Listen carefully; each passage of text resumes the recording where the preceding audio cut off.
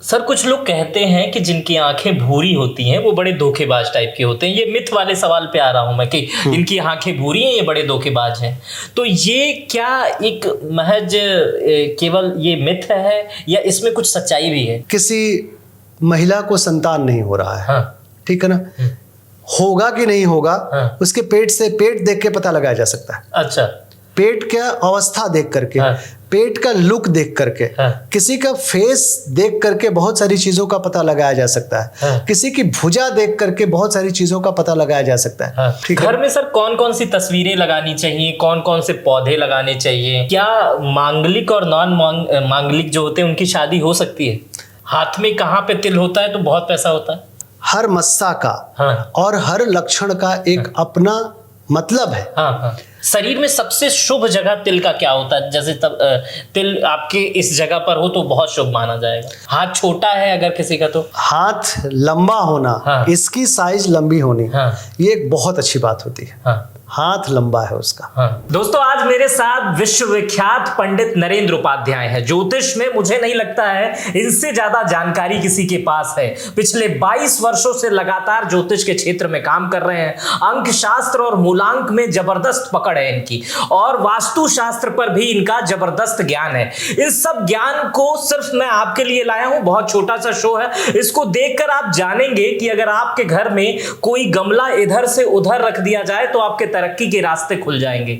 अगर आपके घर में कोई बीमार बहुत दिनों से रह रहा है तो उसके पीछे कोई ग्रह का कारण हो सकता है। आपके पैसे नहीं टिक रहे हैं, इस पर भी बहुत राय है। आपके रुकते रुकते काम जो है वो रुकते रुकते मतलब होते होते रुक जा रहे हैं, इस पर क्या प्रभाव पड़ता है ग्रहों का। इन सब तमाम विषयों पर हम पंडित नरेंद्र उपाध्याय सर से जानेंगे। सर बहुत बहुत नमस्कार। बहुत बहुत धन्यवाद और सभी दर्शकों को बहुत बहुत प्रणाम करता हूँ। सर पहले तो इतना बड़ा परिचय मैंने खुद ही आपका दे दिया और ये 22 सालों का जो आपका अनुभव है इसको बहुत शॉर्ट्स में आप बताएं, उसके बाद से हम अपने सवालों का सिलसिला शुरू करेंगे। देखिए मैं काम करने वाला आदमी हूँ। हाँ। और सबसे ज़्यादा वक्त सिखाता है। हाँ। और कोई सिखाने वाला नहीं है। हाँ। और अगर आप सकारात्मक रूप से कार्यरत हैं, हाँ। और निरंतर कार्यरत हैं, हाँ। और आपका IQ लेवल ठीक है, हाँ। मतलब ज्योतिष में आपका पंचमेश ठीक है, पंचमस्त ग्रह की स्थिति ठीक है, हाँ। और पंचमेश की स्थिति आपकी ठीक है, हाँ। और कार्य करने की आपकी क्षमता है, तो आप किसी भी फील्ड में आगे बढ़ेंगे। हाँ। मैं 22 वर्षों से कार्यरत हूँ और इस 22 वर्ष में 22 दिन की छुट्टी लिया हूँ। मैं वार्षिक छुट्टी लेता हूँ। नरेंद्र और नरेंद्र मोदी मैच करने लगा इस तरह से। नहीं, वो बहुत आगे हैं। हाँ। और ईश्वर उनको दीर्घायु करे। हाँ। हमारी उनकी कोई तुलना नहीं है। हाँ। लेकिन मैं भी कार्य करने वाला व्यक्ति। नरेंद्र नाम के लोग कम छुट्टी लेते हैं। हाँ, नरेंद्र नाम के इसका कारण जरूर कह सकते हैं आप। हाँ। नरेंद्र हमारे यहाँ बहुत बड़े बड़े लोग हुए हैं। और मैं वार्षिक छुट्टी होली के दिन लेता हूँ, सिर्फ साल की एक छुट्टी। बाकी मैं कार्य करता हूँ क्योंकि मेरा काम इतना इंटरेस्टिंग काम है कि इसमें थकान नहीं होती है। जब कोई आ करके प्रणाम करता है, आपको दक्षिणा भी देता है और आपके किए हुए बोले हुए बातों को याद भी कराता है, और अगर आके कहता है कि गुरुजी अक्षरशः वैसे ही हुआ, तो आप सोचो आप थकोगे? नहीं थक सकते हो आप। तो ये कार्य इतना अपने आप में इतना विलक्षण है कि मैं कभी थकता नहीं हूँ और निरंतर कार्यरत हूँ। बाकी ईश्वर के हाथ में है। 22 साल से अभी हमारी बातचीत हो रही है। कोई 1 करोड़ लेके आता है आपके पास, आप उसे 100 करोड़ बना देते हैं। ये इसके पीछे क्या कारण है? ये कहने का आपके उस समय मतलब मैं नहीं समझ पाया, इतने देर से सोच रहा था मैं। देखिए, ज्योतिष मिनिमाइज द डैमेज और मैक्सिमाइज द बेनिफिट पे काम करता है। ज्योतिष एक रिस्क मैनेजर होता है, रिस्क एनालिस्ट होता है, जो अगर आपका अच्छा टाइम है तो आपको कहता है कि ऑफेंसिव खेलो, और अगर आपका खराब टाइम है तो कहता है डिफेंसिव खेलो। और खेल क्या खेलनी है, किधर काम करना है और किस तरीके से काम करना है, वो आपको गाइड करता है। बाकी आपके भाग्य में होता है। ये खेल भी हम तभी खिला पाते हैं जब आपके भाग्य में कुछ ना कुछ होता है। मतलब हमारा ये दावा नहीं है कि आपके कुंडली में कुछ भी नहीं है और मैं बदल दूंगा, ऐसा होता नहीं है। लेकिन मिनिमाइज द डैमेज और मैक्सिमाइज द बेनिफिट की गारंटी है। मतलब अगर आपकी कुंडली में है अगर कोई चीज तो मिल जाएगी, आप डायरेक्शन देंगे उसे, डायरेक्शन देंगे, हाँ। बढ़ चढ़ के मिलेगी। अच्छा, बढ़ चढ़ के। अगर आपका क्लर्क बनने वाली कुंडली है हाँ। तो you will be A best clerk.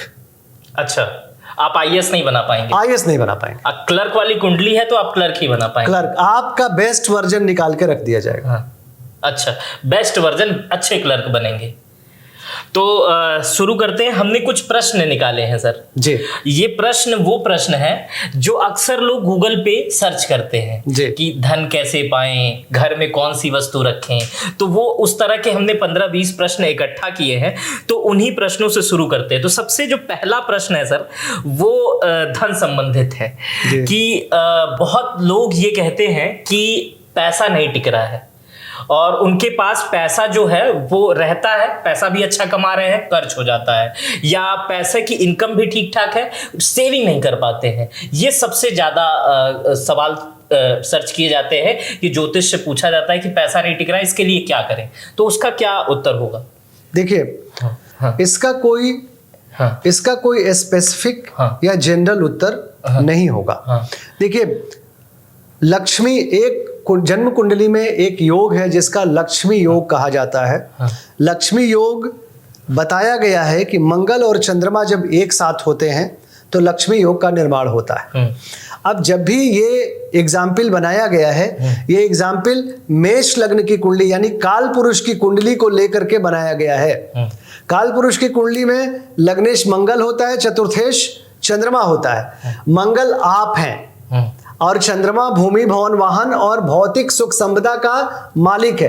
दोनों को मिला दिया गया तो आप भौतिक सुख संपदा से मिल गए और ये एक योग को लक्ष्मी योग का नाम दे दिया गया। अब आपका जो भी लग्न है, जैसे वृषभ लग्न है तो वृषभ लग्न का मालिक शुक्र हुआ, और आपका जो चतुर्थेश है उस चतुर्थेश का कोई भी जो, जैसे मान लीजिए कि मंगल का गुड़ हो गया या मंगल की मसूर का दाल हो गया और चंद्रमा का जो है वो चावल हो गया, इन दोनों को अगर मिला करके रख दिया जाएगा तो लक्ष्मी योग का निर्माण आपके तिजोरी में रख दिया गया। ठीक है ना। इसी तरीके से किसी भी योग्य पंडित से मिले और आप अपने लिए लक्ष्मी योग का निर्माण करावें, दो ऐसे वस्तु का जो आपका लग्नेश हो और चतुर्थेश हो। एक कॉमन कोई उपाय, अगर किसी के पास पैसा टिक नहीं रहा है, कोई कॉमन उपाय होगा जो हर आदमी कर सकता है? चावल हाँ। और मसूर की दाल, हाँ। इन दोनों को हाँ। आप किसी पोटली में बांधें और अपने तिजोरी में रखें और इसको चेंज करते रहें, इसमें घून ना लगने दें। कितने कितने दिन में, इसको महीने में? आप इसको देखें। हाँ। जैसे 6 महीना हो गया। हाँ। तो जब भी आपको लगे कि इसमें घून वगैरह दिखाई देने लगे, कुछ ऐसा होने लगे, तो इसको आप बाहर फेंक दें और फिर से एक शुभ दिन चुने और उस दिन इसको रखें। इससे लक्ष्मी योग का निर्माण ये कहा जाएगा। लेकिन स्पेसिफिक अगर आप कराना चाहते हैं तो किसी ज्योतिषी से मिलके लग्नेश और चतुर्थेश की वस्तु को एक साथ मिलाकर के तिजोरी में रखें। इससे धन संचय होता है, भौतिक सुख संपदा में वृद्धि होती है। अब खर्च क्यों होता है इसका भी जान लिया जाए। खर्च अनावश्यक द्वादश स्थिति होती है।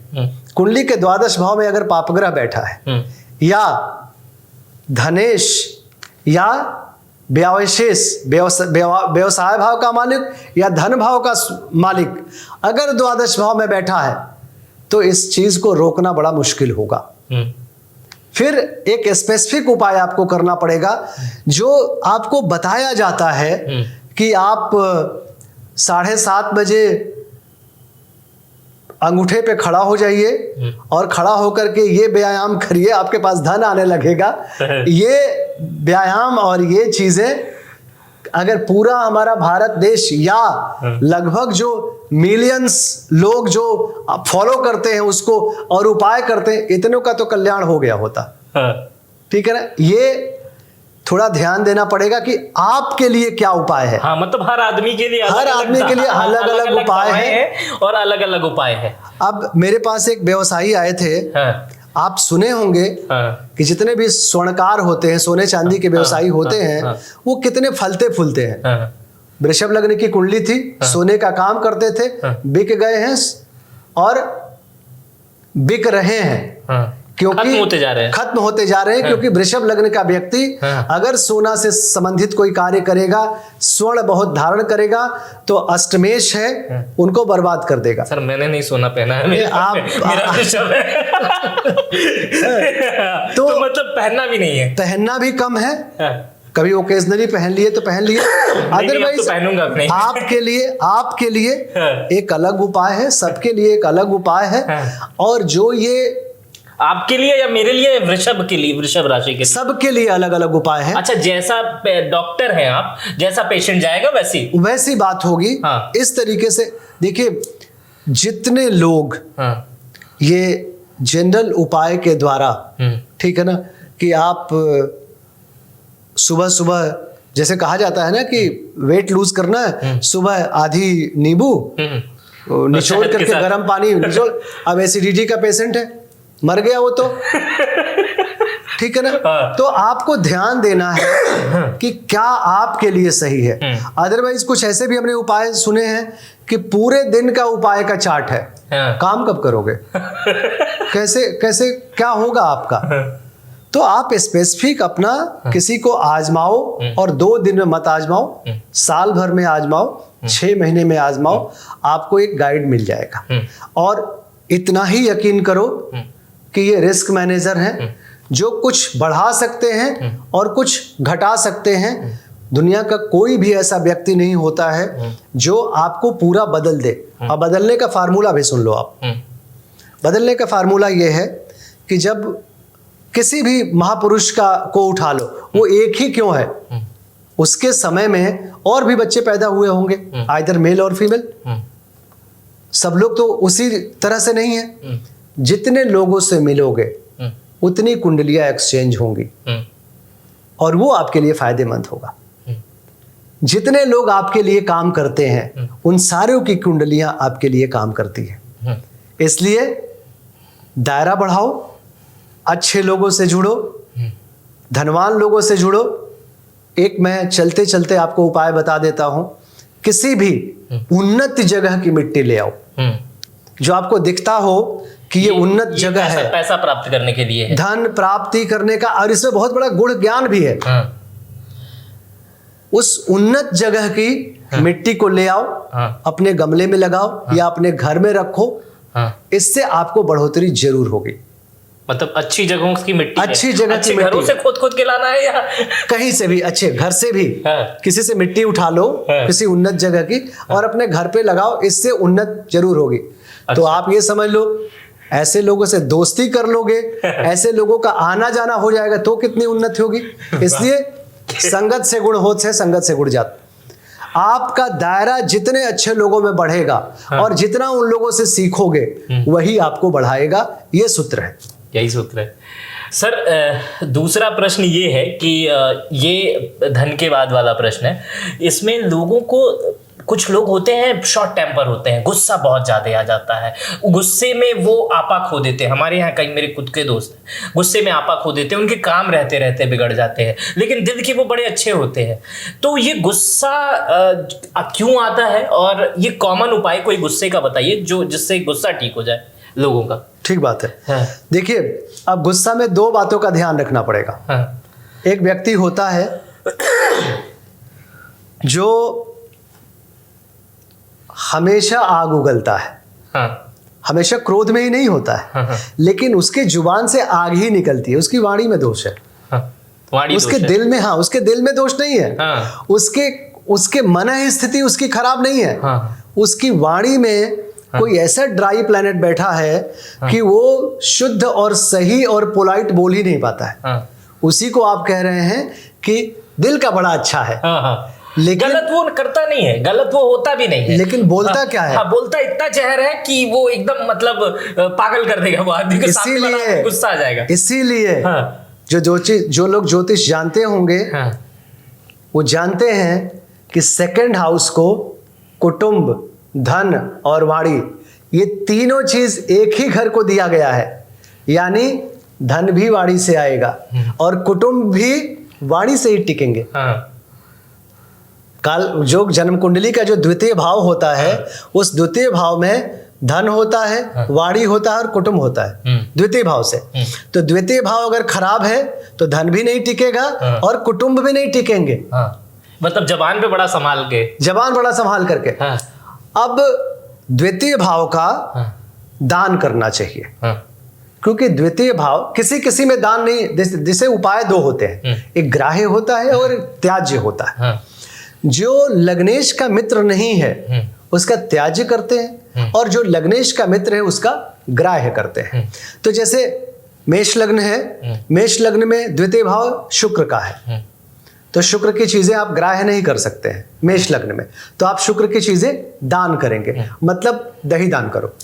शुक्र की सबसे अच्छी बात है दही या सुगंधित द्रव्य, यानी इत्र हो गया, परफ्यूम हो गया, डियो हो गया, एनीथिंग। ये किसे दान करना चाहिए? ये मेष लग्न के व्यक्ति को अगर धन से संबंधित परेशानी है या वाणी से संबंधित परेशानी है तो उनको दान करना चाहिए।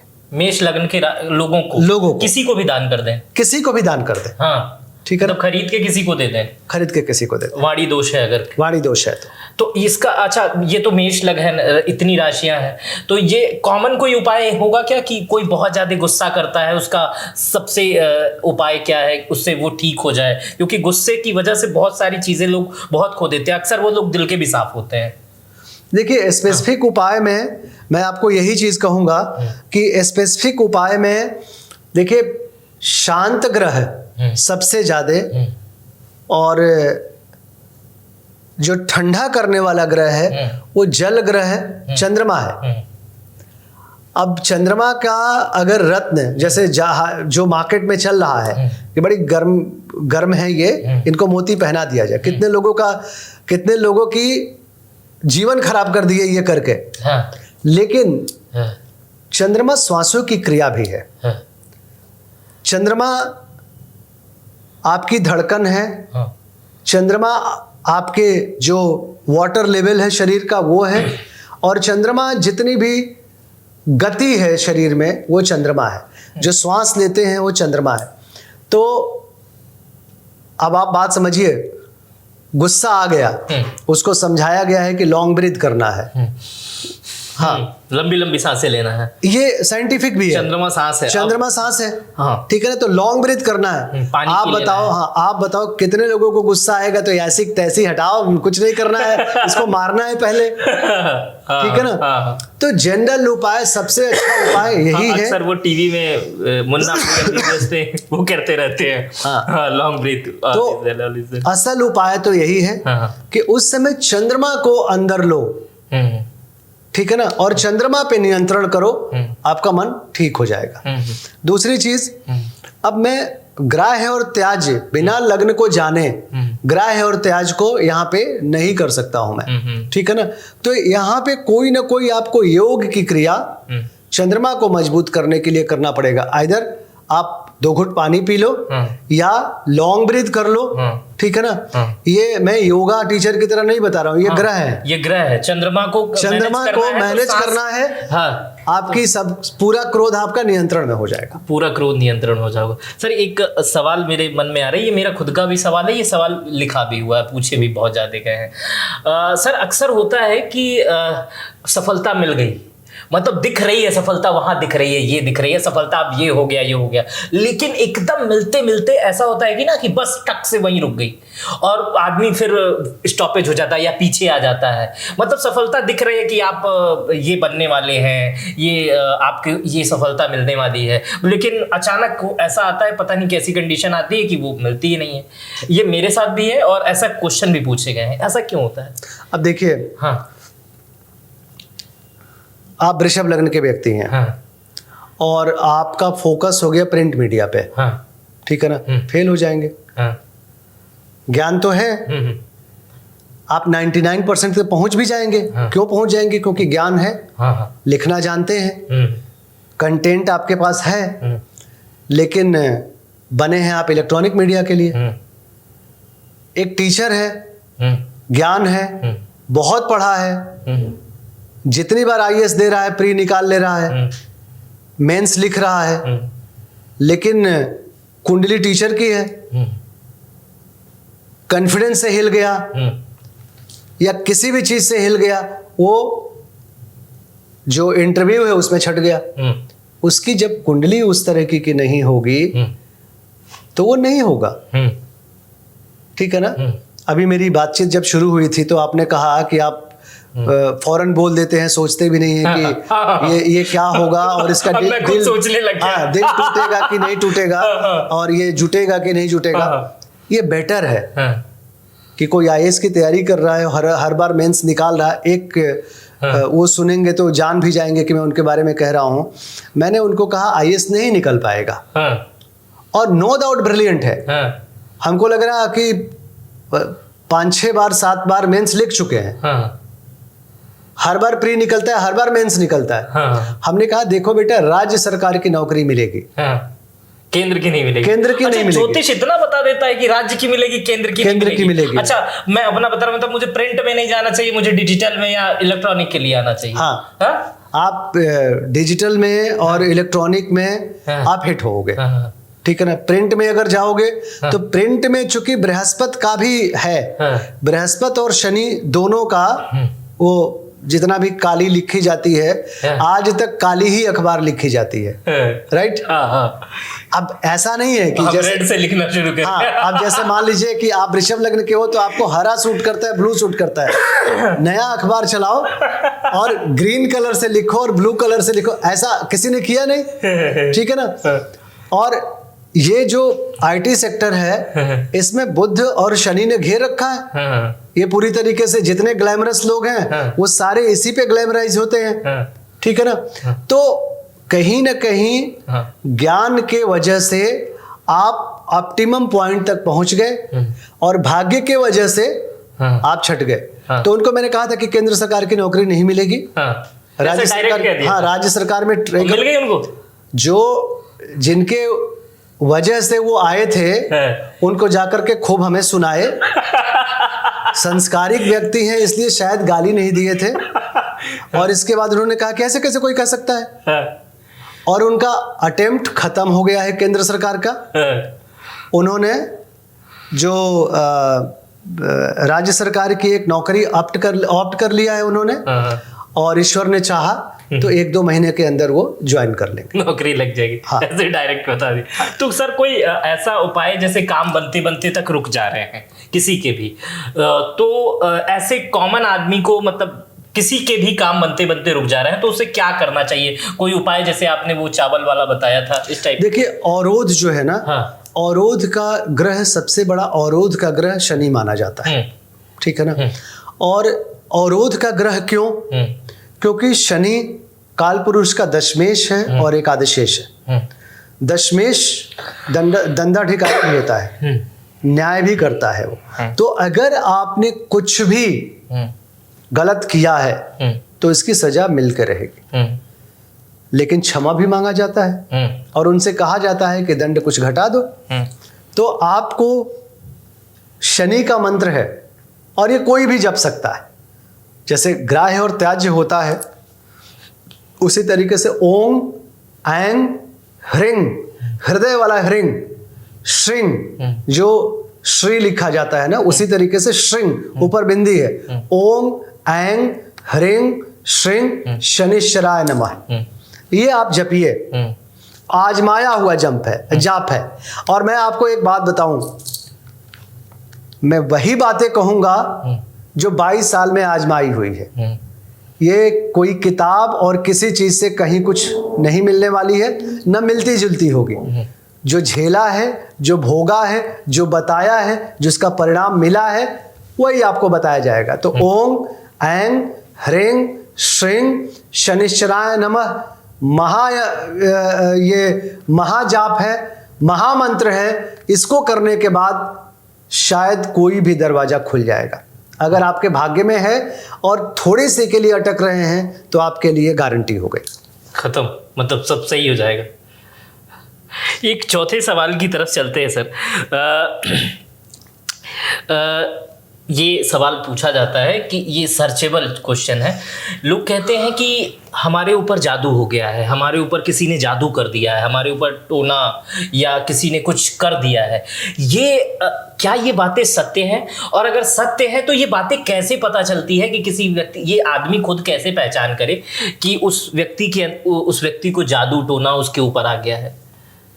देखिए, हाँ, ये होता है कि नहीं होता है? मैं क्लियर करता हूँ इसको। हाँ। जो मेरे ज्ञान के आधार पे हाँ। नकारात्मक ऊर्जा होती है, सकारात्मक ऊर्जा होती है। नकारात्मक ऊर्जा अगर आपको टोना से रिलेट करना है, जादू से रिलेट करना है, तो आप इसको रिलेट कर सकते हैं। और नकारात्मक ऊर्जा होती है, मैंने ये देखा है, ठीक है ना। कोई व्यक्ति आपको बहुत नापसंद करता है और उसका चेहरा सुबह देख लीजिए, वो कैसा व्यक्ति है इससे कोई फर्क ही नहीं पड़ता है। वो आपको नापसंद करता है और उसके अंदर ऊर्जा है, तो आपका दिन गया। अच्छा गया? नहीं, खत्म ना, खराब। आपका दिन गया। हाँ। और बुरा हो के रहेगा। हाँ। अब दिक्कत ये है ना कि अगर मतलब आपका सुबह सुबह उठ के किसी अनजान आदमी से बात ही नहीं करना चाहिए। बात ना करो। हाँ। किसी अगर माँ है हाँ। तो जाके उसका चेहरा देखो। मैं बचपन से सर, जब से हूँ, तो मैं फ़ोन, एक मेरी अच्छी आदत, लोग बुरी आदत, मैं रात तक फ़ोन उठाता हूँ 1-2 बजे तक, उसके बाद बंद कर देता हूँ और फिर सुबह 10 बजे के बाद उठाता हूँ। और मैं सुबह किसी से बात नहीं करता हूँ, मतलब 1-2 घंटे तक किसी से फ़ोन पे बात नहीं करूँगा, मिलूँगा नहीं, ऐसे अपना पढ़ाई का काम करता हूँ। क्या ये सही तरीका है? कुछ लोग कहते हैं ये रूड है, ऐसा नहीं। हाँ। क्या किया आपने? किसी को गाली दिया? किसी को गाली नहीं दिया ना। आपको ऊर्जा चाहिए कि नहीं चाहिए? आपको ऊर्जा चाहिए ना। अगर आप निरंतर लगे हुए हो और आप समझो ना, फोन पे बात करना, जैसे कोई किसी ने पूछा खाना खा लिए आप? हाँ, खा लिए। अब आप ये समझ लीजिए कि अब खाना पे कई टाइम तक बात होगी, निरंतर बात करेंगे और बेवजह बात करेंगे। ये बेहतर तरीका है कि आपके जीवन का एक उसूल होना चाहिए, आपके जीवन की एक थियरी होनी चाहिए। पर पीड़ा पापाया, पाप की एक ही परिभाषा है। अब अगर आपके उत्थान होने से किसी को पीड़ा पहुंच रही है, ठीक है ना, ये इनडायरेक्ट वे में किसी का नुकसान आप कर रहे हैं। कि मान लीजिए मैं पूर्वांचल में सबसे ज्यादा काम कर रहा हूँ, तो किसी न किसी का ले रहा हूँ। हाँ। और कोई ना कोई परेशान हो रहा है। हाँ। ये इनडायरेक्ट वे में हो रहा है, मैंने डायरेक्ट कुछ नहीं किया है कि जा किसी के घर से पकड़ के ला रहा हूँ, ठीक है ना। तो इस पीड़ा को हम नहीं मानते हैं, ठीक है ना। लेकिन आपके जीवन का अगर कोई सिद्धांत नहीं है तो वो बात ठीक नहीं है। आप बिल्कुल सही करते हो, उतने देर में एनर्जी को कंजर्व करते हो, अपने ऊर्जा को संरक्षित करते हो, फिर दूसरे दिन वो ऊर्जा देते हो। हाँ। वो लोगों को लौटाते हो। आपने अभी कहा ना कि आप 1:30-2 बजे रात तक सारे कॉल अटेंड करते हो, लोगों को बताते हो, बातचीत करते हो, तो लौटा तो रहे हो। अगर आपके पास रहेगा ही नहीं तो क्या लौटाओगे? सही है, ठीक है ना। तो इस वजह से इसके लिए बहुत परेशान होने की आवश्यकता नहीं। जादू टोने वाले पे आ जाते हैं। हाँ, जादू टोने वाले पे आ सकते हैं, आ जाते हैं।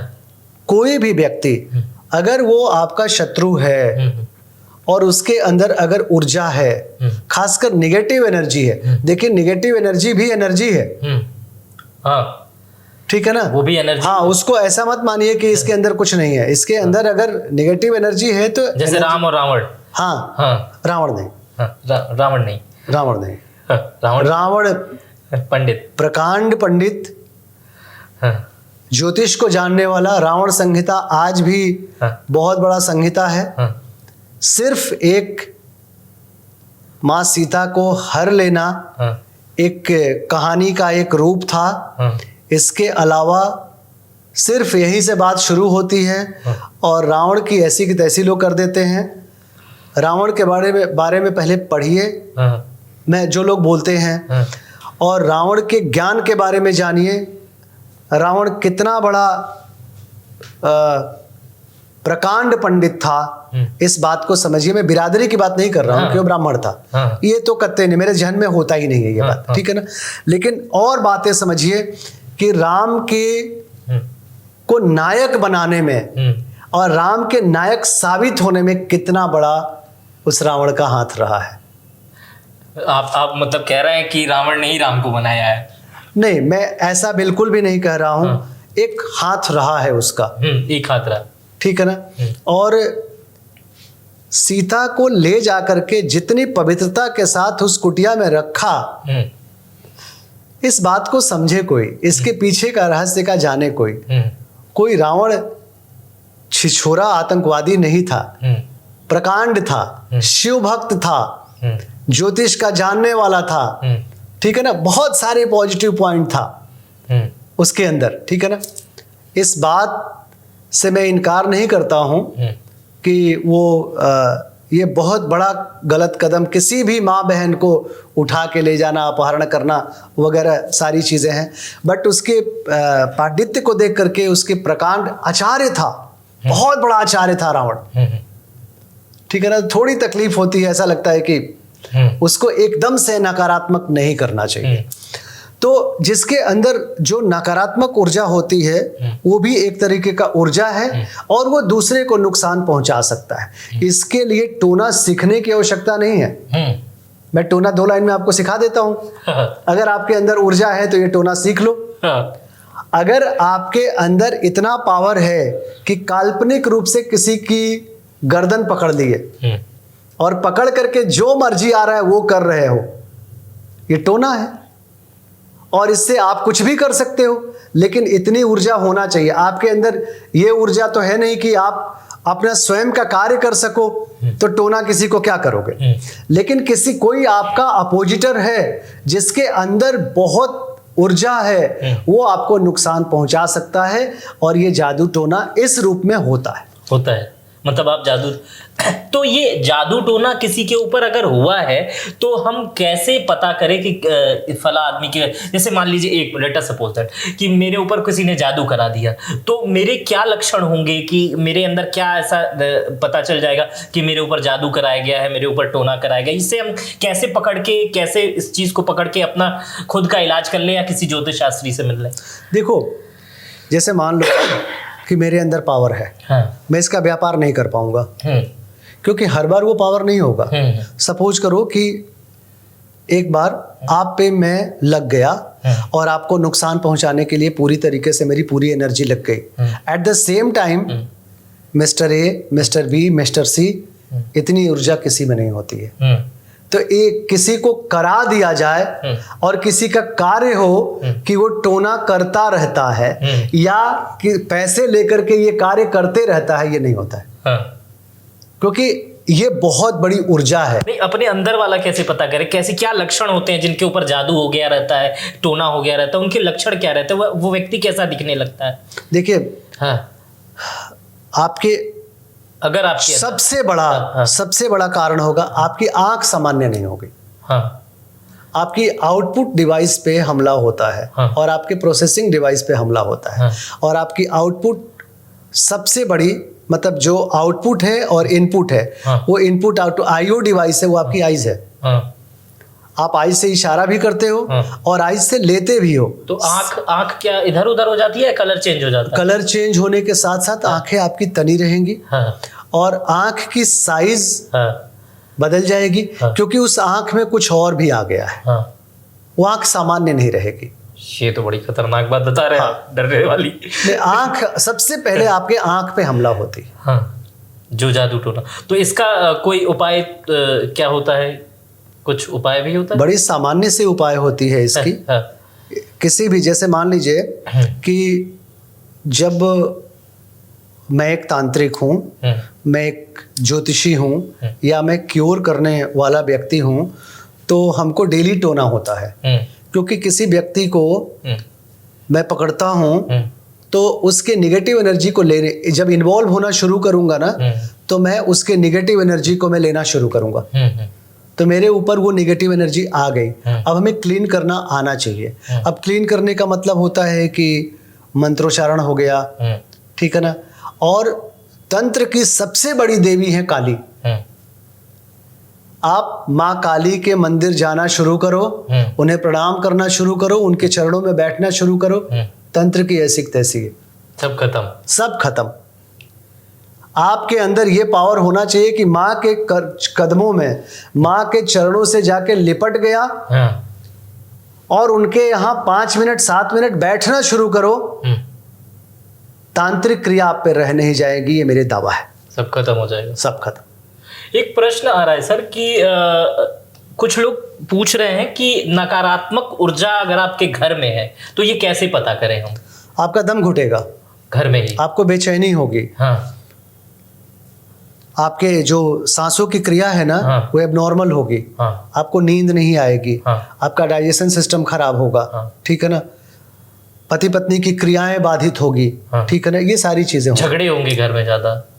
और इसको अगर किसी के घर में नकारात्मक ऊर्जा है, ये सारी चीजें हैं, तो उसको ठीक कैसे करेंगे? अब ये ठीक करना देखो, हाँ, एक तो आप छोटी छोटी क्रियाएं करोगे, हाँ, जैसे सेंधा नमक का ढेला ले आओ, हाँ, ठीक है ना, एक हाँ, बड़ा सा टुकड़ा, हाँ, ठीक है ना, उसको ओपन किसी जार में रखो, हाँ, ठीक है ना, हाँ, और 2-3 महीने पे बदलो, हाँ, फिटकरी की छोटे छोटे टुकड़े ले आओ, काले कपड़े में बांध करके घर के सारे कोने में, हाँ, लुप्त अवस्था में फेंक दो, हाँ, जो दिखाई ना पड़े, ठीक है ना, हाँ, हाँ, ये क्रियाएं करो, हाँ, मैं ये नहीं कह रहा हूं कि किसी भी तरीके से, लेकिन जनरल इस उपाय से आपको लाभ हो जाएगा। अच्छा, कुछ लोग कहते हैं कि वास्तु का घर के तमाम चीज़ों पे बड़ा असर रहता है। अगर हम एक गमले को, शुरुआत में हम इसी पे बात कर रहे हैं, एक गमले को उठा के इधर से इधर कर दिए, या हम अपने घर में कोई घोड़े वाली तस्वीर लगा लिए, तो इसका क्या ये सच है? ऐसा होता है? वास्तु का घर पे क्या असर और मानसिक स्थिति पे क्या असर? बिल्कुल असर पड़ता है, हाँ, बहुत ज्यादा असर पड़ता है, हाँ, हाँ, क्योंकि घर ऐसी चीज है, ऊर्जा कहाँ से मिलती है आपको? हाँ, घर से मिलती है, हाँ, खाना कहाँ से मिलता है? घर से। ऊर्जा का स्रोत क्या है? घर है। खाना, हाँ, सोना, हाँ, ठीक है ना, हाँ, फ्रेश होना, हाँ, नहाना, हाँ, ये सब आपको ऊर्जावान करती हैं, हाँ, ये सारी चीजें, हाँ, तो आप नहा कहाँ रहे हो? अग्नेय कोण में, हाँ, जहाँ से आग निकलती है, हाँ, ठीक है ना, आग भी जरूरी है, हाँ, घर में, वो भी एक एनर्जी है, हाँ, ठीक है ना। आप टॉयलेट या जो शौच कर रहे हो, वो आप ईशान कोण में कर रहे हो, हाँ, ठीक है ना, तो जहां से पवित्र ऊर्जा मिलनी चाहिए वो दूषित कर रहे हो आप, ठीक है ना। तो चीजें क्या है ना, आप आराम कहाँ कर रहे हो, सो कहाँ रहे हो? अग्नेय कोण में सो रहे हो, जहाँ पे आप सो ही नहीं सकते हो, ब्रेन आपका एक्टिव रहता है, ठीक है ना। तो ये सारी चीजों का, आप घर में कैसा पेड़ होना चाहिए, कैसा पौधा होना चाहिए, हाँ, जो सॉफ्ट हो, हाँ, क्योंकि घर में कैसी एनर्जी चाहिए? सॉफ्ट एनर्जी चाहिए, हाँ। कैक्टस लगा रखे हो, कैक्टस के बड़े शौकीन हो, घर में कैक्टस नहीं होना चाहिए, होना ही नहीं चाहिए, होना ही नहीं चाहिए, हाँ। खट्टी चीजें, दूध की चीजें, ये भी वर्जित है, घर में नहीं रखनी चाहिए, घर में नहीं रखनी चाहिए। मिर्ची मत घर में लगाओ, मिर्ची घर में मत, पेड़ नहीं लगाना चाहिए, या खट्टी चीजें फ्रिज में नहीं रखनी? नहीं, फ्रिज में सब रखिए, हाँ, उगाइए मत। अच्छा, उगाइए मत, खट्टी चीजें मत उगाइए, मिर्ची मत उगाइए, घर में ना उगाइए, घर में ना उगाइए, हाँ। खट्टी चीजों में, हाँ, खट्टी नहीं एग्जैक्टली कहा जाता, आंवला है, हाँ, आंवला उगाइए, अमृत है, हाँ, हाँ, ठीक है ना। अब किसी भी घर में, हाँ, अगर आंवला लगा हुआ है और आंवला फल दे रहा है, वो घर परिपूर्ण है। किसी भी घर में ढेर सारी तुलसी जी का पौधा है, वो घर परिपूर्ण है, ठीक है ना। इस तरीके की चीजों को उगाइए, रखिए, देखिए, सब कुछ सही हो जाएगा, हाँ, हाँ। अच्छा, ये तो ईशान कोण, अग्निकोण, जिस चीज की बातें कर रहे थे हम, तो ईशान कोण, अग्निकोण, ये तो जो अभी घर बनवा रहे हैं लोग, डेवलप कर रहे हैं, वो इस चीज को बदल सकते हैं। जो लोग फ्लैट में रह रहे हैं, नौकरी कर रहे हैं, उनके पास उतने पैसे नहीं कि वो ठीक करें, दूसरे के फ्लैट में जाके रहते, किराए पे रह रहे हैं, और बनाए बनाए घर हैं, वो ठीक नहीं कर पा रहे हैं, तो कुछ ऐसा उपाय है क्या कि वो किसी के घर में कैसा भी हो, थोड़ा इधर उधर हो, तो वो उनका वास्तु ठीक हो जाए? देखिए, हर चीज का जनरलाइजेशन कर देना भी बहुत, मतलब जैसे ना कि ठीक नहीं होता है। जैसे मान लीजिए कि या तो बिल्कुल ना करो, ठीक है ना, जैसे चल रहा है वैसे चल रहा है। दूसरी चीज, अब ईशान कोण में अगर टॉयलेट है, इसका कोई उपाय ही नहीं है। मैं शहर के एक बड़े कारोबारी थे, आग्नेय कोण में सोते थे, और हर तीसरे दिन अपना लाइसेंसी रिवॉल्वर लेके कनपट्टी पे लगा करके और पूरे घर को डराते थे कि मार लूंगा। और इतना दवाएं खाते थे मानसिक अवसाद की और नींद की। और अगर फर्म का नाम बताऊं तो गोरखपुर में जितने फेमस फर्म हैं उनका इंटरफेरेंस है उसमें, ठीक है ना। तो अब इसका उपाय तो इनके यहाँ हवन पूजन सारी चीजें हमेशा होती रहती थी, लेकिन सब कुछ के बाद वो सोते अग्नेय कोण में थे और उनको मजा भी आता था, क्योंकि क्रोध हम पालने लगते हैं, हम उस अवस्था में जीने लगते हैं। जो रूल ऑफ इनर्शिया है, जड़त्व का नियम है न्यूटन का, वो पालन होने लगता है, ठीक है ना। तो ये चीजें क्या होती है ना कि हर चीज का उपाय संभव नहीं है। एक तो स्पेसिफिक उपाय भी बहुत महत्वपूर्ण है कि ये कह दिया जाए कि उस घर में, अब जो मैंने बताया कि नेगेटिव एनर्जी की बात जहां तक है और घर में सारी नेगेटिव एनर्जी कहीं से आ गई है, तो वो नेगेटिव एनर्जी शोषित करेगा सेंधा नमक, फिटकरी। सेंधा नमक एक डब्बे में भर के कहीं कोने डब्बे में भर के नहीं, खुले पात्र में। अच्छा, खुले पात्र में कहीं रख दीजिए, कहीं रख दीजिए, सही हो जाएगा, खुले में। हाँ। तो वो नेगेटिव एनर्जी को लेता है अपने अंदर। हाँ।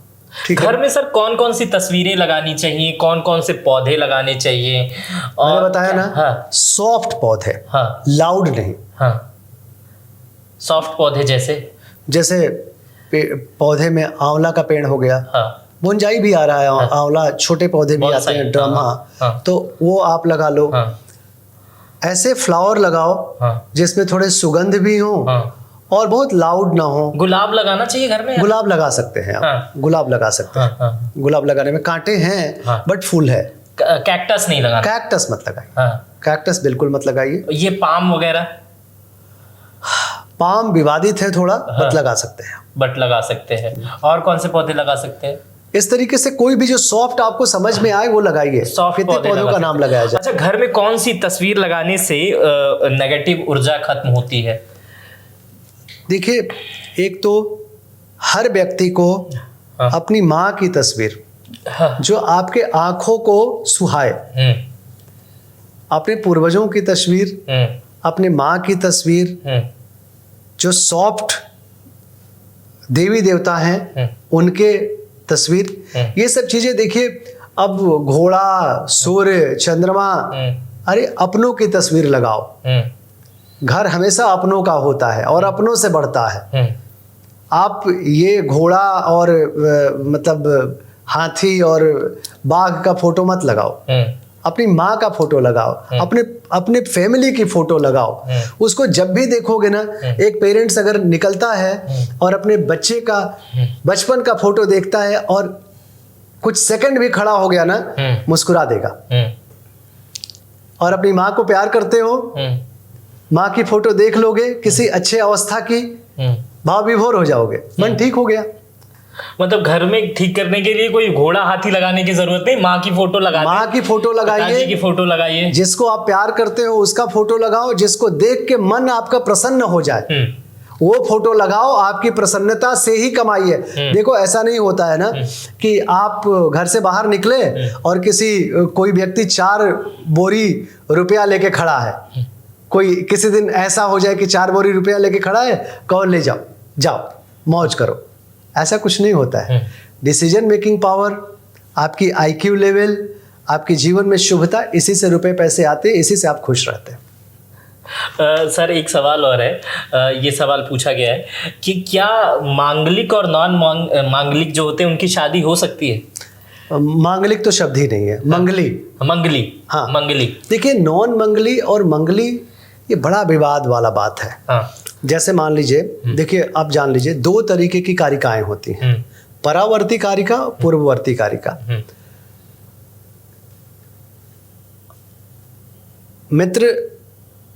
मित्र कहने से सब लोग मित्र प्रकाश 80% कुंडली मंगली होती है। हाँ। जानोगे तो तब जाकर के समझ में आएगा कि वो मंगली नहीं है, वो मंगली है। अच्छा, या नहीं है। हाँ। 20% ऐसी कुंडली है जो मंगली नहीं है। हाँ। और मंगली नहीं होना रेयर है। हाँ। मंगली होना जनरल बात है, आम बात है। लेकिन इसी बात को पलट दिया गया है। हाँ। अरे यार ये तो मंगल ही निकल गया, हाँ, बड़ी दिक्कत होगी शादी में। हाँ, एक्टिंग पंडित की शुरू। हाँ, हाँ, कुछ लोग आते हैं और कहते हैं पंडित जी कुंडली मंगली है क्या? हाँ मंगली है। अब वो कुर्सी पे बैठे हैं ना, कुर्सी पे गिर गए, हाँ, बैठे नहीं है, उनकी अवस्था गिर गए हैं, गिरे पड़े हैं कुर्सी पे। हाँ, मैं जितना भी समझा लूं, क्योंकि ये चला आ रहा है कि मंगली निकल गया और पूरे खानदान के खानदान कुंडली मंगली है। मेरे जानने में मेरे घर कुल खानदान में कोई नॉन मंगली है ही नहीं। हाँ, मेरे दोनों बच्चे मंगली हैं, मैं मंगली हूँ, सारे लोग लगभग मंगली होते हैं। क्योंकि देखो एक भौम पंचक दोष है। भौम पंचक दोष में मंगल से मंगली, सूर्य, राहु, केतु और शनि, इन 5 ग्रहों से मंगल दोष देखा जाता है। इसका नाम है भौम पंचक दोष। और दोनों लग्न से, लग्नेयाम द्वयायाम विचारणीयम कहा गया है, माने दोनों लग्न से मंगल का मंगली होना जानो आप, चंद्र लग्न से और जन्म लग्न से, तो मैक्सिमम मंगली होते हैं। इसमें अगर आप गौर से देखोगे तो शादी आराम से होगी, इस कारण छोड़ने की आवश्यकता नहीं है। हाँ, मंगल पावरफुल नेगेटिवली कहाँ हो जाता है? जब मंगल शनि से मिल गया, मंगली कुंडली है और शनि से मिल गया, तो आप समझिए ये उल्टा, किसी से भी शादी हो यहाँ गड़बड़ी शुरू होगी। राहु से मिल गया, अंगार योग बना दिया, शनि से मिल गया, अपमान योग बना दिया, सूर्य से मिल गया, और अगर जन्म लग्न के प्रथम भाव में बैठा है, जन्म लग्न के सप्तम भाव में बैठा है, या जन्म लग्न के अष्टम भाव में बैठा है, तो ब्याह नहीं चलेगा। चाहे मंगली से करो, चाहे नॉन मंगली से करो, चाहे जिससे करो, वैवाहिक जीवन का आनंद नहीं ले पाओगे किसी न किसी कारण बस।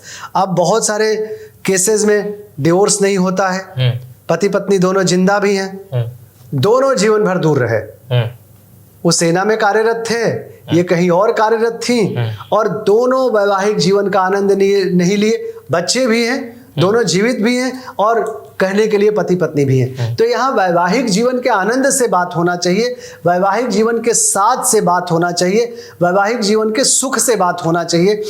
केवल एक चीज पे नहीं लेके चल सकते हो आप। दूसरी चीज, कारिकाओं की पूर्ववर्ती कारिका और परावर्ती कारिका की जो बात हमने कही है, एक कारिका कहती है कि चूंकि प्रथम भाव, चतुर्थ भाव, सप्तम भाव, अष्टम भाव, द्वादश भाव में मंगल है तो कुंडली मंगली है। दूसरा ये कहता है कि चूंकि मंगल उच्च का है, मंगल स्वग्रही है, मंगल चंद्रमा के साथ है, मंगल गुरु के साथ है, वक्री है, नीच का है, उच्च का है, तो मंगल दोष नहीं लगेगा। कुंडली मंगली भी हुई और मंगल दोष नहीं लग रहा है, तो मंगली से भी विवाह कर सकता है और नॉन मंगली से भी विवाह कर सकता है। हमेशा किसी उचित विद्वान से, किसी सही विद्वान से कुंडली मिला करके विवाह कराइए, केवल मंगल दोष पे नहीं जाइए। बहुत सारे ऐसे दोष होते हैं जो मंगल से भी ज्यादा कठोर होते हैं, जैसे खडाष्टक दोष। अगर लग्न से लग्न छठा है या लग्न से लग्न जो छठा है वो 8वां भी जाएगा, तो खडाष्टक दोष का हमने बड़ा खराब स्थिति पाई है। तो 2 लाइन में जनरल उपाय के चक्कर में मत पड़िए, कुंडली की विवेचना करवाइए किसी योग्य पंडित से, फिर शादी विवाह के बारे में जाइए, और मंगल दोष को बहुत बड़ा दोष मत मानिए। सर, कुछ लोग कहते हैं कि जिनकी आंखें भूरी होती हैं वो बड़े धोखेबाज टाइप के होते हैं। ये मिथ वाले सवाल पे आ रहा हूं मैं कि इनकी आंखें भूरी हैं, ये बड़े धोखेबाज हैं। तो ये क्या एक महज केवल ये मिथ है या इसमें कुछ सच्चाई भी है? बिल्कुल मिथ है। आकर्षित करती हैं उनकी आंखें, और आप कुछ ज्यादा ही सोच बैठते हो जो पूरी नहीं होती है, तो वो धोखाबाज कैसे हुए? बिल्कुल नहीं। आपको कोई बहुत सुंदर लग जाता है, कोई आंखों में जाके डूब जाते हो आप और सोचते हो कि ये हमारे नहीं हो पाए, तो ये आपकी गलती है, ये बिल्कुल नहीं। कई कंट्रीज ऐसी हैं जिस देश में केवल यही आंख वाले होते हैं, ऐसा बिल्कुल भी नहीं होता है। ऐसा भूरी आंख वाला और क्या? अच्छा, शरीर पर तिल वगैरह का भी प्रभाव होता है? बहुत प्रभाव होता है कि किसी के हाथ में तिल हो, किसी के पैर में तिल हो, इसका क्या प्रभाव होता है? कुछ अलग अलग का जैसे 2-4 हमें रैंडम बताइए। जैसे मैं आपको बताता हूँ, जैसे केवल तिल पे नहीं, पहले तो आप जान लीजिए कि इसको कहते क्या है। पूरे शरीर के लक्षण को जिस शास्त्र ने लिखा है, जिस विज्ञान ने लिखा है, उसका नाम है सामुद्रिक विज्ञान। और ये सामुद्रिक विज्ञान में आपके एक एक अंग का लक्षण दिया गया है। और आपने ऐसा प्रश्न किया है जिस प्रश्न पे हमने इतना काम किया है, जिस विज्ञान से मेरी शुरुआत हुई थी, लेकिन जब मैं शुरू किया और महिलाओं और लड़कियों से भी पूछ लेता था कि आपके यहाँ तिल है क्या, तो बाहर मेरी कुंडली बनने लगी, तो हमने बंद कर दिया। अच्छा, ठीक है ना। हर तिल का, हर मस्सा का और हर लक्षण का एक अपना मतलब है। हर फेस का एक नाक पे तिल है तो आप गुस्सा अधिक करते हैं। बिल्कुल गुस्सा करता हूँ। मतलब अभी कोई भी चीज, इतना हंसी मजाक चल रहा है, मैं थोड़ा सा जानता था, इसलिए अभी इतना हंसी मजाक चल रहा है, आपकी एक लाइन मेरे मूड को खराब कर देगी। और जो मैं बता रहा था ना कि लॉन्ग ब्रीथ करिए, वो मैं भूल जाऊंगा। तो ये इतना होता है। जिसके होठ मोटे होते हैं, वो व्यक्ति आलसी होता है। आलस से होगा, जब उसका मन करेगा तो बहुत कार्य कर सकता है, लेकिन एक हद तक चीजों को टालेगा। मेरे होठ मोटे हैं ना? सेमी मोटे हैं। हाँ, बहुत मोटे नहीं, सेमी आलसी होगे। 8-9 घंटे सो जाते हैं। 8-9 घंटे सोना इज गुड थिंग। ईश्वर इतनी नींद दे रखा है, इज ए गुड थिंग। ठीक है ना, क्योंकि लोग नींद के लिए तरस रहे हैं, खरीद रहे हैं। अब होठ के बाद क्या?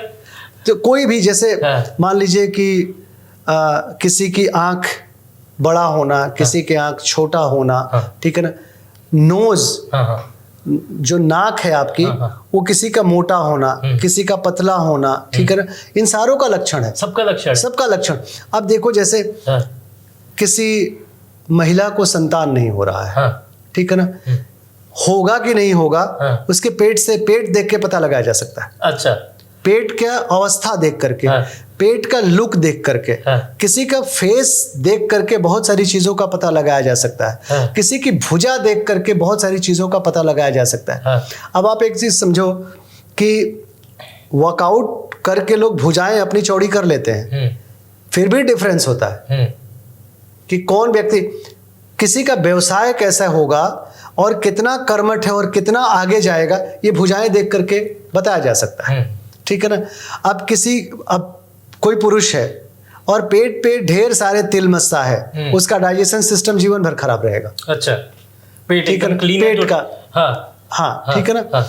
इसके अलावा आप समझिए कि किसी के पैरों में तिल मस्सा होना, ठीक है ना, ये सारी चीजों का एक अपना वो होता है।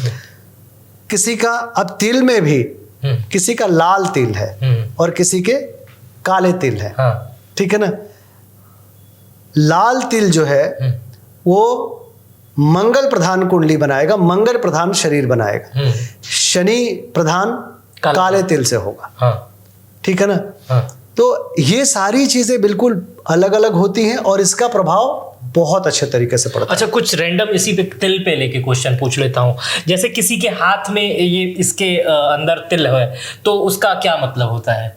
हथेलियों में तिल है तो लोग कहते हैं बड़ा पैसा होता है उस आदमी के। हथेलियों में तिल का पैसे से ताल्लुकात है, पैसे से ताल्लुकात है। धन उसके पास टिकता है। अच्छा, टिकता है। हाथ के बाहर रहेगा तो नहीं टिकेगा, तो थोड़ा सा मतलब ऐसा नहीं है कि केवल इसी बात से यही एक पैरामीटर है, ठीक है ना, लेकिन इसका असर पड़ता है। हाथ में कहाँ पे तिल होता है तो बहुत पैसा होता है? हाथ के बिल्कुल इस जगह पे, मिडिल में। अब जैसे मान लीजिए कि ये ऐसे हाथ है और यहाँ पे तिल है, ठीक है ना, अंगूठे के पास है। तो हमको इसको बंद करने के लिए ना थोड़ा सा उंगलियों को और जतन करना पड़ता है, तब जाकर के ये हम कवर कर पाते हैं, ठीक है ना।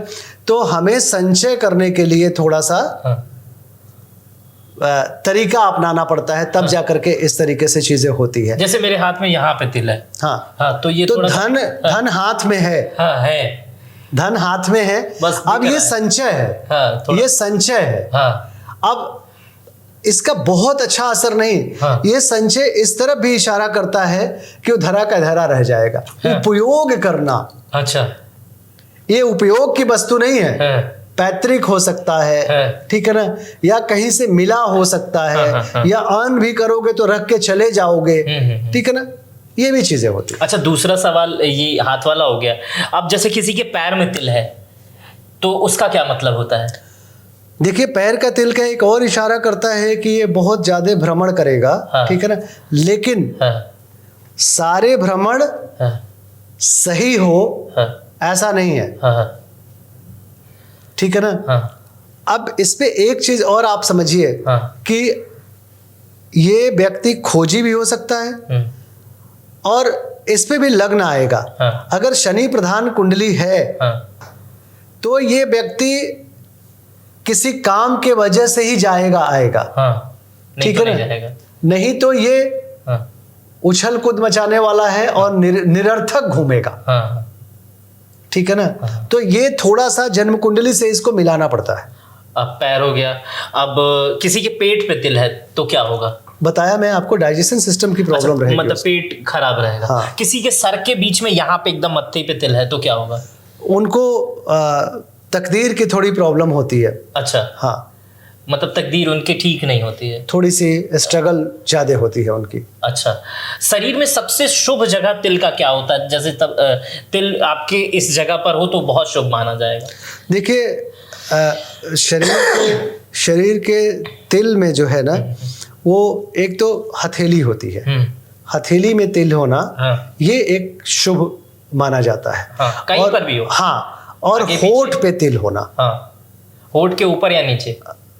नीचे, निचले हिस्से में, और आंख में तिल होना, जहां पे जहां तिल को छुपाया जा सकता है वो सही और शुभ होता है।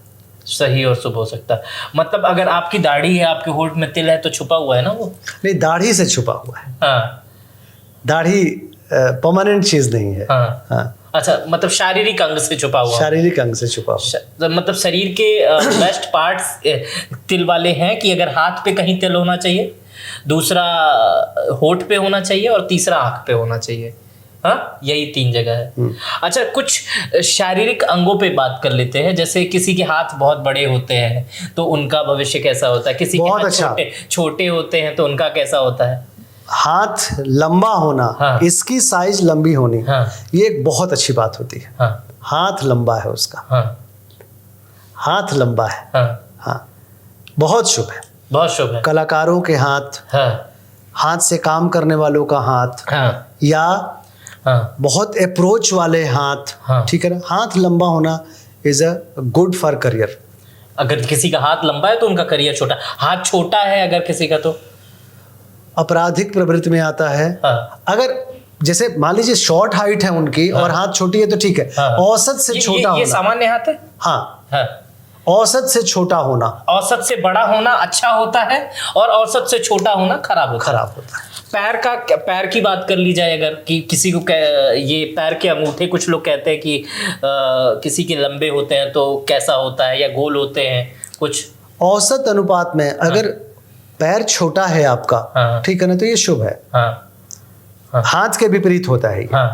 हाँ, पैर का छोटा होना शुभ है।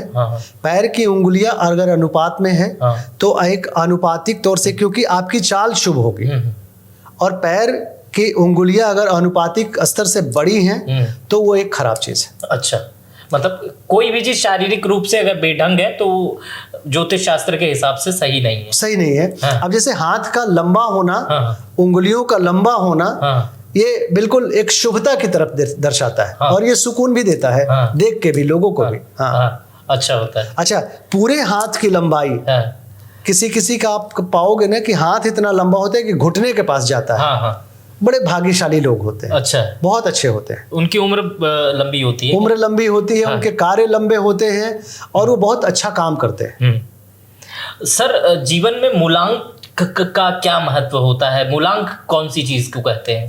देखिए, इसको ज्योतिष से जोड़िए, ठीक है ना। इसका जन्म वैदिक ज्योतिष से ही हुआ है, और इसको जो अलग तरीके से वैदिक ज्योतिष के जानकार नहीं और अलग तरीके से लेके चल रहे हैं, वो बहुत अच्छी बात नहीं है। क्योंकि हम लोग जो यूज करते हैं, देखिए, अंक प्रणाली जो है ना, अंक शास्त्र या न्यूमरोलॉजी, बिल्कुल ठीक बात है। देखिए, अंक शास्त्र जो है हाँ। वो कई प्रणालियां हैं, जिसमें हम लोग काम करते हैं वो दार्शनिक अंक प्रणाली है। हाँ। दार्शनिक अंक प्रणाली का ये मतलब हुआ कि हम लोग 10 तरह के डिजिट यूज करते हैं और उसके कॉम्बिनेशन पे काम करते हैं, दैट इज 0 to 9। ठीक है ना। इसी तरीके से मशीन बाइनरी सिस्टम पे काम करता है, हेक्साडेसिमल कोड होता है, ऑक्टल कोड होता है, ठीक है ना। ये बहुत सारे नंबर सिस्टम होता है। अब दार्शनिक अंक प्रणाली का सर्वोच्च नंबर है 9। तो इसमें जो है सारे नंबर को ग्रहों से ही जोड़ा जाता है। जैसे 1 नंबर है सूर्य का हो गया, 2 नंबर है चंद्रमा का हो गया, 3 नंबर है बृहस्पति का हो गया, 4 नंबर है हर्षल का हो गया, 5 नंबर बुध का हो गया, 6 नंबर शुक्र का हो गया, 7 नंबर नेपच्यून का हो गया, 8 नंबर शनि का हो गया, 9 नंबर मंगल का हो गया। ठीक है ना। तो जब ग्रह आएंगे तो ज्योतिष आ गया। समझ रहे हैं ना। अब इससे आप लगाइए 1 नंबर सूर्य का है। हाँ। अब सूर्य से गवन होने वाली जितनी कुंडलियां हैं, जैसे मेष लग्न हो गया और सिंह लग्न, ये डायरेक्ट इनसे जुड़ गए। अब जो 2 नंबर है ये वृश्चिक लग्न, कर्क लग्न, इन सारे से जुड़ गया। ठीक है ना। 3 नंबर बृहस्पति प्रधान धनु और मीन से जुड़ गया। तो कहीं ना कहीं आप प्रेफर करो वैदिक ज्योतिष को। और वैदिक ज्योतिष में जैसे मेष लग्न है तो उसका जो नंबर होगा, रूलिंग नंबर जो होगा 1, 3 और 9 होगा। ठीक है ना।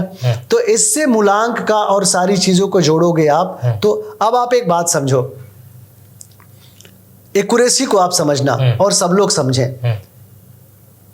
1-1-75 को आप पैदा होते हैं। 1-1-75 में पूरे न्यूमरोलॉजी 1-1-75 पे बेस्ड है। कोई 1-1-75 को जोड़ता है और कोई 1-1-1975 को जोड़ता है, कोई 1 को जोड़ता है यानी तारीख को जोड़ता है कि 1 नंबर वाले कैसे होते हैं। वैदिक ज्योतिष कहती है कि 1-1-75 को 2:53 दिन में जो पैदा हुए हैं वो क्या बन रहा है उस पर काम करती है, which will be more accurate. इसमें भी बड़ा लंबा चौड़ा है। हाँ। अब 1:53 पे या जो भी स्पेसिफिक समय पे जो व्यक्ति पैदा होता है उसकी न्यूमरोलॉजी का आधार क्या बनता है, दैट इज वैदिक एस्ट्रोलॉजी। न्यूमरोलॉजी को जब आप जन्म कुंडली से जोड़ करके चीजों को करोगे तो आप ज्यादा बेटर काम करोगे और ज्यादा एक्यूरेट होगा। जी, ये कुछ नई चीजें मुझे जानने को मिल रही हैं। वैसे मुझे इस क्षेत्र में थोड़ा सा बस सुनी सुनाई बातें ये बड़ा इजी है ना। जैसे आप सारे सवालों का जवाब हमसे चाहते थे जनरल में दे दो। करोड़पति किसी को बनना है, उड़द का 1 मुट्ठी दाल फाका करे और करोड़पति बन जाए, ऐसा सवाल, ऐसा उत्तर होना चाहिए था। ठीक है ना। लेकिन ये शायद 100-200 लोग फाकेंगे, देखेंगे 1 लाख। ठीक है ना। तो ये चल तो जाएगा लेकिन जनहित में नहीं होगा। जनहित में नहीं होगा। हाँ। और मेरे ख्याल से हमको, आपको, सबको जनहित के लिए कार्य करना चाहिए। थोड़ा जानते हैं 100 लोगों को अगर लाभ होगा ना, उनकी दुआएं आपको बहुत ऊपर लेके जाएगी। और नहीं तो हमने मिलियंस ट्रिलियंस को ढहते हुए देखा है। तो मतलब इस टाइप की जितनी चीजें रील्स वगैरह आती रहती है, ये खा लो तो ये हो जाएगा, ये कर लो तो ये हो जाएगा, ये कर लो ये हो जाएगा, ये फेक होता है क्या? देखिए, पहले मदारी सड़क पे बहुत दिखते थे। अब सड़क पे मदारी रह नहीं गए हैं। अब वो सोशल मीडिया पे आ गए। तो ये बहुत दिक्कत की बात है। आपने तो खड़े खड़े प्रोफेशन को मदारी बनाया। नहीं, प्रोफेशन को बिल्कुल मदारी नहीं बनाया। प्रोफेशन में हमको सही गलत अपने को हिट करने के लिए कुछ भी नहीं करना। मतलब आप ये देखो ना कि अभी बहुत सारी औरतें, लड़कियां, बहुत सारे इतने व्यूअर्स हैं उनके पास, मिलियन में, क्या वो कर्म क्या कर रही हैं? वो व्यक्ति कर्म क्या कर रहा है? वो अपने नारित्व को गंदी कर रही हैं। अरे कुछ कला दिखाओ ना। ठीक है ना। कुछ चीजों को दिखाओ, कुछ चीजों को करो। आपका टोटल व्यूअरशिप पे काम करना है। मैं बहुत सारे लोगों को देखता हूं, फिर वो दुकान सजाना शुरू करते हैं कि, और कुछ दुकानें चल रही हैं कि सब्सक्राइबर्स कैसे बढ़ाए जाएंगे, व्यूअर्स कैसे बढ़ाए जाएंगे, कंटेंट कैसे अच्छा किया जाएगा, हाँ, कंटेंट्स कैसे यूजफुल किए जाएंगे, कंटेंट से औरों को कैसे मदद की जाएगी। 4 जिंदगी तो बदलो, हाँ, 40 जिंदगी तो बदलो, हाँ, दुआएं बहुत काम करेंगी। और जो वो 40 जिंदगियां बदलेगी ना, वो आपकी कुंडली बदल देगी। वाह, हाँ, ये कुछ लोग सीख जाए तो इससे अच्छा क्या हो सकता है। सीखेंगे, थोड़ा वक्त लगेगा। हाँ, सीख रहे हैं, सीखेंगे। हाँ। अब आपसे बताएं, हाँ, मेरे जो सब्सक्राइबर हैं हाँ, 2200 हैं। हाँ, कोई सुनता है कि क्या बात करते हैं गुरुजी, हाँ, तो मैं बताता हूँ हाँ चेक कर लो। हाँ, और 1000-1500, क्योंकि मैं जो बताता हूँ वो 3 लाइन का होता है, हाँ, मजेदार कभी कभी नहीं होता है, हाँ, शुरू हुआ खत्म हुआ, हाँ, हाँ, क्योंकि इससे ज्यादा बताया ही नहीं जा सकता है। हाँ, एक व्यक्ति को आज हमने बताया कि 3 जून से पहले स्वयं बदलाव आ जाएगा, नदी में जाके स्नान करना अपने शुभता के लिए करो, ठीक है ना, बाकी कुछ सोचो मत, ये आपके भाग्य में है, 3 जून से पहले बदलाव आ जाएगा, यही मेरी गाइडलाइन है। और जो होगा वो होने देना। अच्छा, ये कॉन्फिडेंट आता कहाँ से आपके अंदर इतना डायरेक्ट बोलने का? देखिए, इतनी तारीख को इतना ये हो जाएगा। 90,000 कुंडली याद है। हाँ। 90,000 कुंडली याद है हमको। आपको 90,000 90,000 कुंडली हमको याद है। हाँ। अभी आपकी कुंडली हमने देखी है। हाँ, और कितना सेकंड देखा है? हाँ, आप बताओ कितने सेकंड देखा है? 20-30 सेकंड, 10-20 सेकंड ना। हाँ। मेष लग्न की कुंडली है, हाँ। उच्च का चंद्रमा है, हाँ। पंचम भाव में गुरु है, हाँ। ठीक है ना, और सूर्य 10म भाव में है। हाँ। इतनी ग्रह स्थिति आपकी याद है, हाँ, ठीक है ना। और आपकी वृषभ लग्न में गुरु की महादशा में शनि की अंतरदशा शुरू हो चुकी है। हाँ। और हमने जो जो बातें कही वो भी याद है, वो ऑन कैमरा की आवश्यकता नहीं है, ठीक है ना। तो अगर जैसे मैं ज्योतिष में काम नहीं करता हूँ, हाँ। मैं ज्योतिष जीता हूँ, दुनिया का और कोई भी कार्य नहीं करता हूँ, इसलिए कॉन्फिडेंस है। और आपके सामने जिस चोला में बैठा हुआ हूँ, ये ज्योतिष जो 4 घंटे वर्कआउट करता हो, ठीक है ना, और वेस्टर्न स्टाइल में जो मतलब योगा भी करता हो, जिमबाजी भी करता हो, ताइक्वांडो की ट्रेनिंग करता हूँ। जो नहीं जानते हैं, सर की उम्र 53 साल है। हाँ। और 22 सालों से ज्योतिष का काम कर 22 साल ज्योतिष का काम किया। हाँ। तो अगर आप ढोंग में नहीं हो, हाँ। जो हो वही दिखा रहे हो, और आपकी IQ लेवल सही है, तो कोई भी व्यक्ति, और निरंतर जो शुरू में हमने बोला, निरंतरता है, तो आप कुछ भी कर सकते हो। आपके अंदर निरंतरता अगर है और चीजों को ध्यान से अच्छे से कर रहे हो, जैसे पानी पत्थर पे निशान बना देते। हाँ, तो 22 साल बहुत होता है। हाँ। और 22 साल कंटिन्यूअस काम किया है, तो कॉन्फिडेंस आना चाहिए, ओवर कॉन्फिडेंस नहीं आना चाहिए।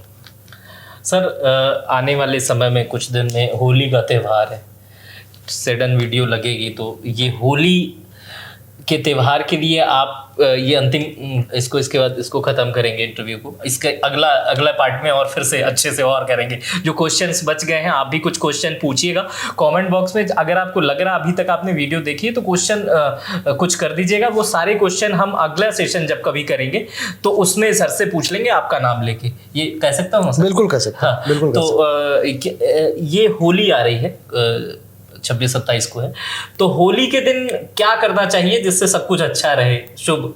होलिका है, होली है, क्या नहीं करना चाहिए, क्या करें क्या ना करें? हर समय जैसे अभी होली के आर्टिकल लिखना न्यूज चैनल्स में शुरू है, अब हम लोग भी वही काम करते हैं चूंकि, तो होली में सबसे ज्यादा जो थंबनेल्स वगैरह बनते हैं, होली के दिन ये करें ये ना करें। हाँ, होलिका दहन में हाँ, शरीर में उबटन लगा करके, हाँ, और वो उबटन छुड़ा करके और होलिका में डालने का प्रावधान है। धार्मिक रीति रिवाज से कहा गया है, इसमें आपके रोग व्याधि जलते हैं, रोग व्याधि खत्म होते हैं। इस बात से मैं सहमत हूँ।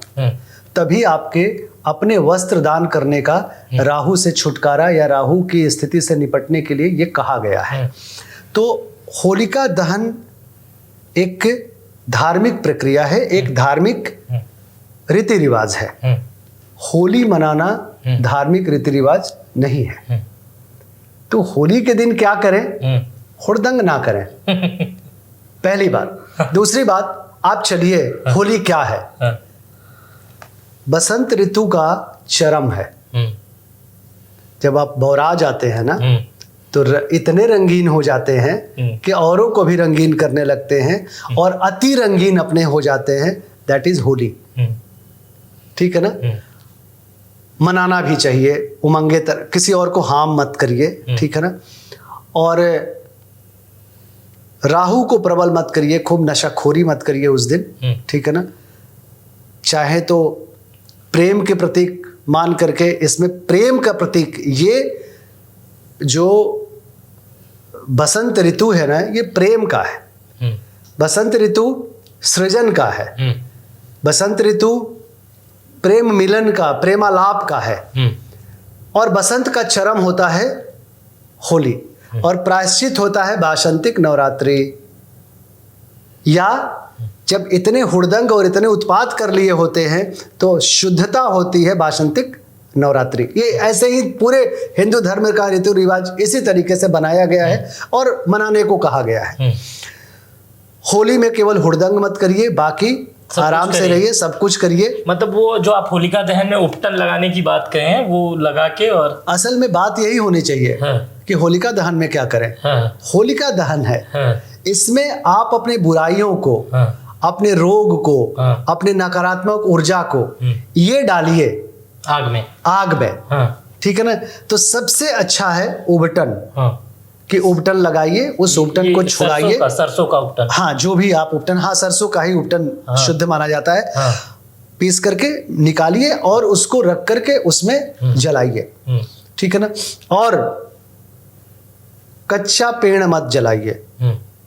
अगर कच्चा पेड़ आपने जलाया तो बुद्ध को आपने जलाया है, बुद्धि का नाश होगा, रुपए पैसे का नाश होगा, नसों की प्रॉब्लम होगी, नर्व की, और स्नायु मंडल की प्रॉब्लम होगी, नर्वस सिस्टम की। तो कभी भी किसी भी हरे पेड़ के साथ कोई खिलवाड़ मत करिएगा। सारे पेड़ पौधों का एक मतलब होता है, ठीक है ना? और हुड़दंग क्या है? हुड़दंग राहु है। हुड़दंग से बचिए, किसी और को मत तंग करिए। होली ऐसे ही मनाइए, ये प्रेम का प्रतीक है, तो इसको प्रेम का प्रतीक के रूप में मनाइए। आपने इतनी बार राहु राहु कहा ना, मैं राहु वाले सवाल भी भूल गया था, क्योंकि हर आदमी कहता है राहु आ गया इसके ऊपर। ये कैसे पता चलता है कि उस आदमी के पास राहु है, या राहु का प्रभाव है, या राहु कैसे ठीक होगा? ये कैसे, क्या उपाय है? कोई व्यक्ति, राहु और केतु दो ग्रह होते हैं। ये परेशान करते हैं क्या राहु? नहीं, हाँ, मेंटली परेशान करते हैं। राहु मेंटली परेशान। राहु आपकी कुंडली में बड़ा परेशान करेगा आपको। और राहु बहुत कुछ छीनेगा, और मेंटल सुकून भी छीनेगा। केतु आपको बहुत कुछ देगा, लेकिन वो भी मेंटली परेशान करेगा। लेकिन आप समझिए, केतु आपको सूट करता है, और आपको दे दिया 1 करोड़ रुपया। 1 करोड़ को रखाने में आपका दिमाग खराब करेगा, आप उपयोग नहीं कर पाएंगे, उपभोग नहीं कर पाएंगे। जब केतु बीत जाएगा और शुक्र आएगा, तब आप उसका उपभोग करेंगे और कहेंगे कि यार ये तो केतु बड़ा बढ़िया था। इसी तरीके से जिसको राहु सूट करता है, बहुत कुछ दे के जाता है, राहु के बाद वो एनालाइज कर पाते थे। पूरे राहु तो रो रहे हैं, नींद नहीं आ रही है, पेट खराब है, कि अरे यार बड़ा खराब समय बीत रहा है, रेस्टलेसनेस, स्लीपिंग प्रॉब्लम। राहु होता है उसको ये सारी प्रॉब्लम आती है। क्या प्रॉब्लम होती है उसको राहु रहता है? स्लीपलेस नाइट, डाइजेस्टिव सिस्टम खराब होगा, अननोन फियर मतलब अज्ञात भय कि कुछ होने वाला है, कुछ हो जाएगा, ठीक है ना? ये सारी चीजें इसमें होती है। और जिसको राहु सूट करता है उसको भी ये सब चीजें होती है, लेकिन उसकी ख्याति बढ़ती है, उसको बहुत कुछ होता है और बहुत आगे बढ़ता है। अच्छा, और इससे बचने के उपाय क्या है राहु के? राहु से बचने का उपाय ओम रांग राहवे नमः। अच्छा, ये मंत्र जप, ये मंत्र कैसे जपना होता है? कैसे भी, जब खाली है करते रहिए, उससे राहु शांत रहता है। राहु के मतलब थोड़ा शांत करने के इससे होता है। अच्छा, हाँ, जिसको नहीं सूट करता है, राहु के वैदिक मंत्र का 53,000 जाप करा के हवन कराए।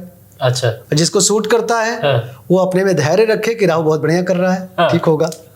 अच्छा, तो आप लोगों को कुछ प्रश्न है? कुछ प्रश्न है? कुछ नहीं, यही राहु वाला था। अच्छा, राहु वाला था। तो हमारे साथ आज विश्व विख्यात ज्योतिष शास्त्री, अंक शास्त्री, वास्तु शास्त्री नरेंद्र उपाध्याय सर थे। इनसे हम लोगों ने तमाम उन विषयों पर जाना जो गूगल सर्च के माध्यम से लोग सवाल पूछते हैं।